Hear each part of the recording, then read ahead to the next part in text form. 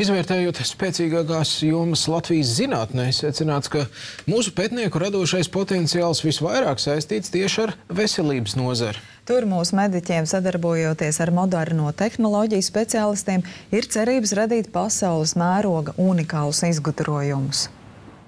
Viens no galvenajiem Latvijas trumpiem nākotnē varētu būt radoša un unikāla medicīnas pakalpojumi. Tā secinājis Baltijas inovatīvo pētījumu biedrība, kas izvērtēs aptuveni 400 pētniecības un zinātnes virzienus. Latvijā ir ļoti labi izglītoti mediķi, kur potenciāls nākotnē varētu kļūt vēl lielāks. Tomēr, lai sasniegtu pasaules mēroga rezultāts, nepietiek vien ar tradicionāliem risinājumiem. Ārstiem arvien aktīvāk jāsadarbojas ar citu zinātņu pārstāvjiem.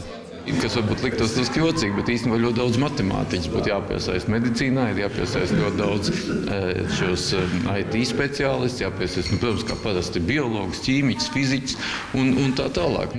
Par maz ir novērtēta pagātnes pieredze. Tā, piemēram, Latvijā kopš padomu laikiem ir spēcīgi inženieri, kur paveiktais izmantos pat Krievijas kosmosa industrijā.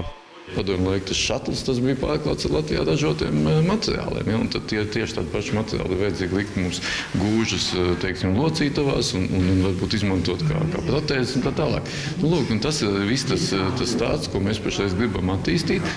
Latvija ir gan spēcīgs spēlētājs farmācijas nozarē. Pavisam drīz dienas gaismu ieraudzīs kāds jauns medikaments pret cukurslimību. Tam varētu būt plašs startautisks pieprasījums.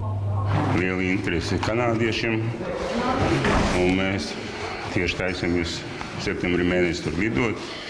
Viņi piedāvā mums jaunu produktu. Ļoti pārliecināti viņi ir par to, ka mēs esam spējīgi šo produkciju saražot. Ne tikai saražot, bet arī klīniski pētījumi iztaisīt un reģistrēt Eiropā. Lai realizētu izgudrojumus, zinātniekiem bieži vien pietrūkst līdzekļu. Šādos gadījumos jāatceras, ka naudu var dabūt no Eiropas.